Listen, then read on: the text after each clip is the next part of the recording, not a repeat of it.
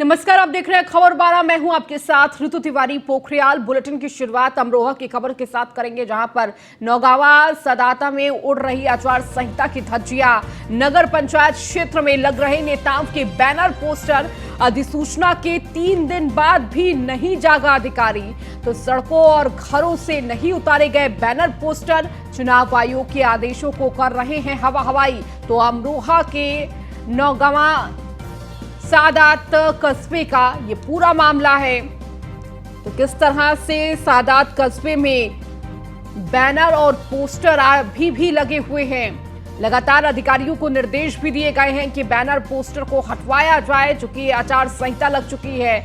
लेकिन इन सब के बावजूद अमरोहा से ये तस्वीर सामने आ रही है, जहां पर किस तरह से आचार संहिता की धज्जियां उड़ाई जा रही हैं।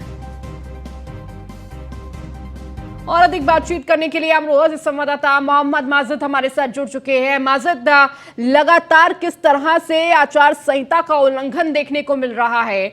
देखिए, आचार संहिता लागू है, उसके बावजूद जो पोस्टर्स हैं, बैनर हैं, वो हटाए नहीं गए हैं, उसी तरह पटी हुई हैं दीवारें।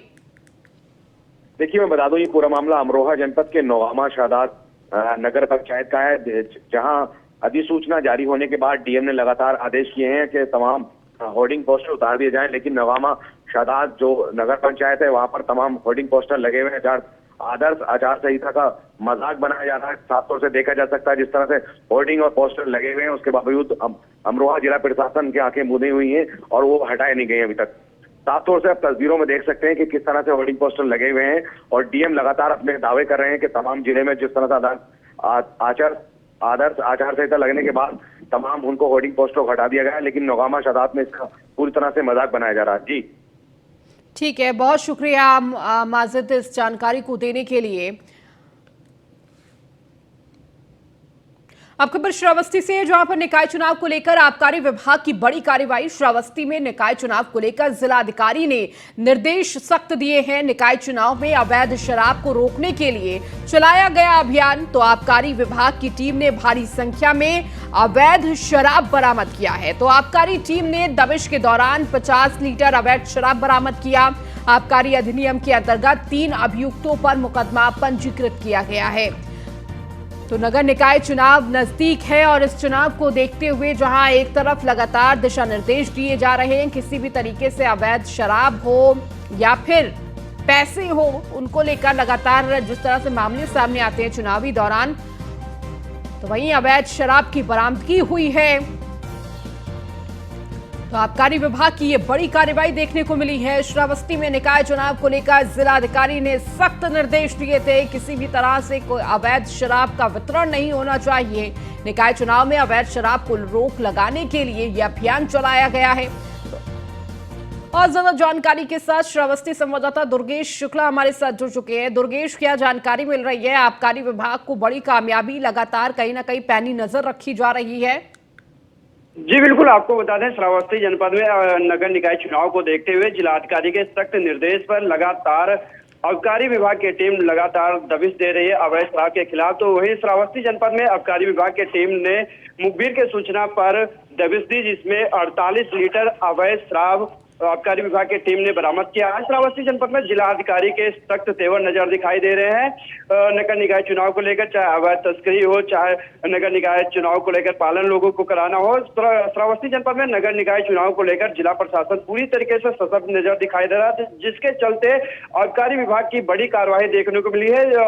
अवैध शराब के खिलाफ लगभग 48 लीटर अवैध शराब आबकारी विभाग की टीम ने बरामद की है और लगभग 200 किलो लाहन नष्ट किया है और 3 अभियुक्तों के खिलाफ मुकदमा पंजीकृत कराई गई है और कानूनी कार्रवाई करते आगे कार्रवाई की जा रही है। जी ठीक है दुर्गेश, बहुत शुक्रिया इस जानकारी को देने के लिए। तो निकाय चुनाव के मद्देनजर किस तरह से आबकारी विभाग एक्टिव नजर आ रहा है।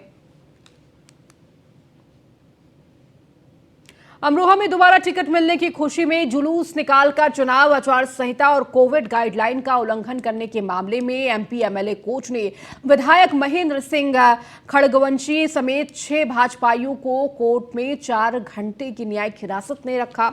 उक्त लोगों ने कोर्ट में चार्जशीट दाखिल होने के बाद जमानत नहीं कराई थी। इसके बाद 20-20 हजार रुपए निजी मुचलके पर जमानत पर रिहा किया गया।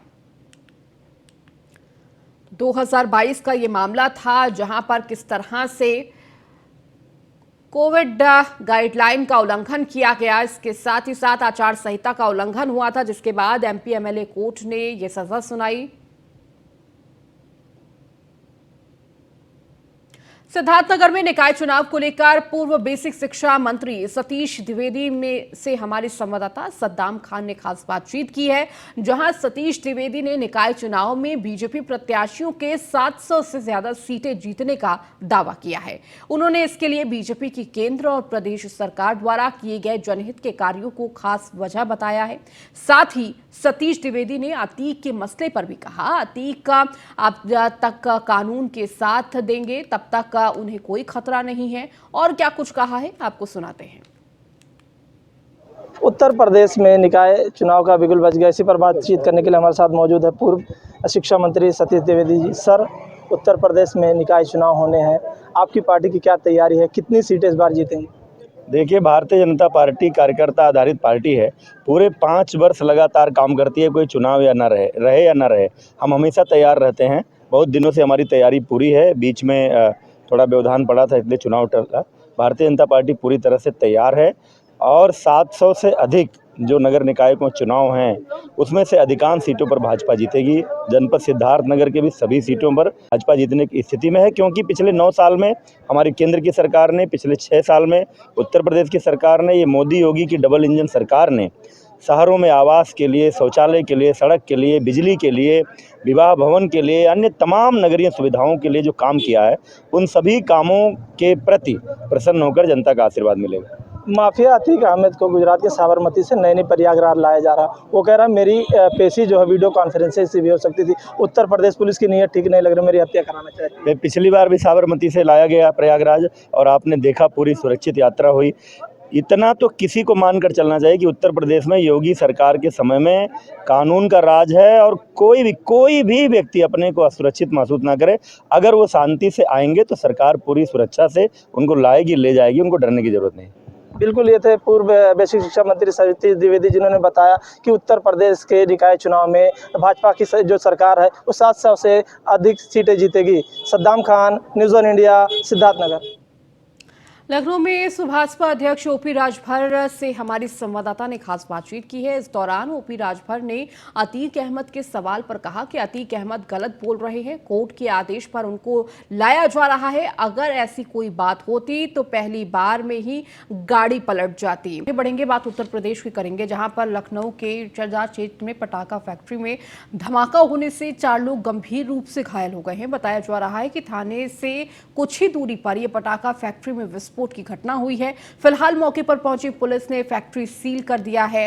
घायलों को मेडिकल कॉलेज रेफर किया गया है। दरअसल सुतली बम बनाते समय बड़ा धमाका हुआ है। लाइसेंसधारी आरिफ अवैध तरीके से पटाखे की दुकान में सुबह 10 बजे पटाखा बना रहा था। और अधिक जानकारी के साथ संदीप मिश्रा संवाददाता लखनऊ से जुड़ गए हैं। संदीप, क्या जानकारी इस पूरी घटना को लेकर मिल पा रही है? देखिए, बिल्कुल निश्चित तौर पे ये इटौंजा थाना क्षेत्र है, लखनऊ का अवतर पाया जाता है और यहाँ पे पटाखे की एक घर के अंदर जो है ये पटाखे बनाए जा रहे थे, जो कि सुतली बम और देसी बम की यहाँ पे पर्याप्त मात्रा में बनाने की बात कही जा रही है। इसमें बनाते वक्त जो है एक धमाका होता है, जिसमें 4 लोग जो है वो बुरी तरीके से जख्मी हो जाते हैं। हालांकि उन्हें आनंद फानंद में उन्हें अस्पताल पहुंचाया जाता है, जहाँ उनका उपचार चल रहा है। लेकिन पुलिस मौके पे जांच करती है और जांच करने के बाद कई चीजें देखती है, जहाँ बिना लाइसेंस के जो है पटाखे बनाए जा रहे थे। और सबसे बड़ी बात है कि जो बिना लाइसेंस से पटाखे की बिना अनुमति के बनाए जा रहे थे, ये बिल्कुल अवैध तरीके से घर के अंदर चोरी छिपके से जो है इसकी निगरानी करके ना होते हुए पटाखे जो है वो बनाए जा रहे थे। इस पे पुलिस ने कार्रवाई करते हुए उन लोगों पर मुकदमा भी पंजीकृत करने की बात कर रही है। फिलहाल पुलिस जो है इन सभी को जिला अस्पताल पहुंचा दिया है, यानी कि सिविल हॉस्पिटल में। वहां पे इनका फिलहाल उपचार चल रहा है। उपचार में अभी हालत उनकी ठीक बताई जा रही है, यानी कि कुछ जगहों 2 लोगों पे ज्यादा जख्मी होने की बात कही जा रही है और 2 लोगों हल्की उल्की थोड़ी सी चोटें आई हैं। जी ठीक है संदीप, बहुत शुक्रिया इस जानकारी को देने के लिए। चलिए, इस बुलेटिन में फिलहाल इतना ही। बने रहिए न्यूज़ वन इंडिया के साथ।